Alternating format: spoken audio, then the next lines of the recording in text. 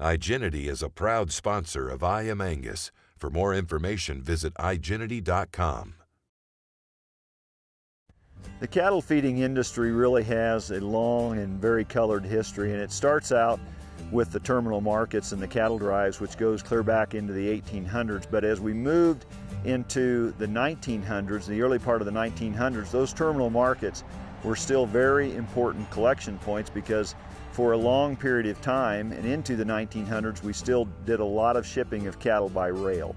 And so those former cattle drive collection points became very significant in terms of collection of cattle, aggregation of cattle, and shipping of cattle back to Chicago and places where the packing plants were closer to the population centers where they could sell the beef. Of course, early on, refrigeration was not so widely available, and so being closer to the consumer was very important. But as we went further into the 1900s, and as irrigation came about, and as refrigeration came about, as interstate highway systems became established and just better highway systems became established, the cattle feeding business was not only growing, but it was moving into the plains, like eastern Colorado, like western Kansas, the Texas Panhandle, and even more so into areas just west of where the cattle had traditionally been fed.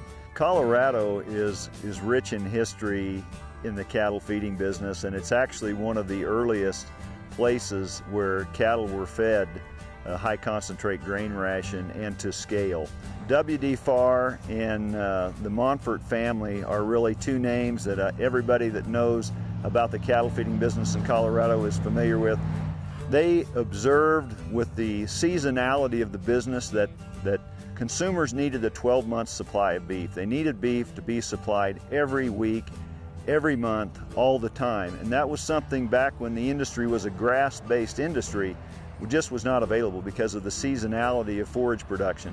But putting cattle in confinement and feeding them grain, like we do today, not only produced a very high-quality, highly palatable product, but it also ensured a year-round supply of that beef.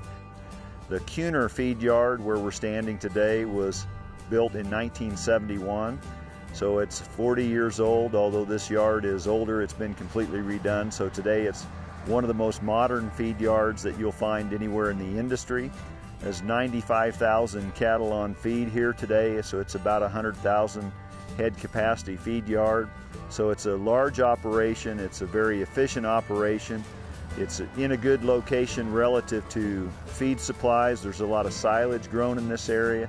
There's a lot of corn in this area, and so that's beneficial from accessing feed resources. You know, a lot of people don't realize that the cattle feeding industry has a high economic multiplier effect, and in fact, it's about a 6-to-1. Studies have been done in the past that would show that for every dollar spent in a feedlot, there's about $6 of additional economic activity that are generated in the community, and even in more broadly than that, to support those activities. And of course that comes from growing the grain, to all of the other feed ingredients, the forages, to the employment, to the people that work here.